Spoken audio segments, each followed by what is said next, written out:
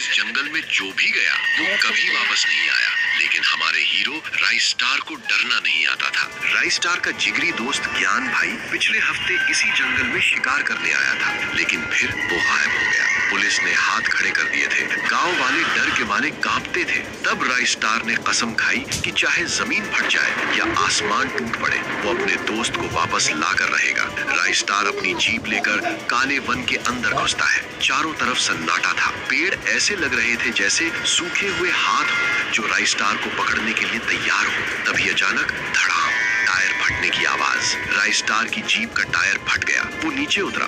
घना अंधेरा था। उसने टॉर्च जलाई, तभी उसे झाड़ियों के पीछे से एक अजीब सी आवाज सुनाई दी। टुन टुन टुन।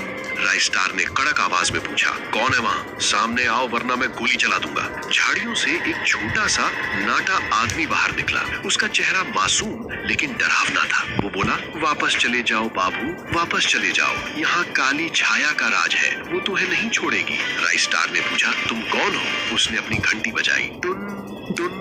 मेरा नाम टुनटुन है। मैं इस जंगल का रखवाला हूँ, लेकिन अब मैं भी कैदी हूँ। बाबू, अगर जान प्यारी है तो भाग जाओ। राइस स्टार हंसा। मैं राइस स्टार हूँ। मैं तब तक नहीं जाऊंगा जब तक अपने दोस्त ज्ञान को ढूंढ नहीं लेता। बता मुझे वो कहाँ है? टुनटुन की आंखों में डर तैर गया। उसने कांपती उंगली से जंगल के बीचों बीच बनी एक पुरानी हवेली की तरफ इशारा किया। वो वहाँ है, खूनी हवेली में। लेकिन वहाँ जो जाता है वो इंसान बनकर नहीं बल्कि शैतान का खाना बनकर निकलता है। राइस स्टार और टुनटुन हवेली की तरफ बढ़े। टुनटुन बार बार अपनी घंटी बजाता जैसे वो किसी चीज को दूर रख रहा हो। राइस स्टार ने पूछा, ये घंटी क्यों बजा रहे हो? टुनटुन बोला, बाबू, ये साधारण घंटी नहीं है। जब तक ये बजती रहेगी काली छाया पास नहीं आएगी। जिस पल ये रुकी समझो खेल खत्म। तभी अचानक हवा रुक गई।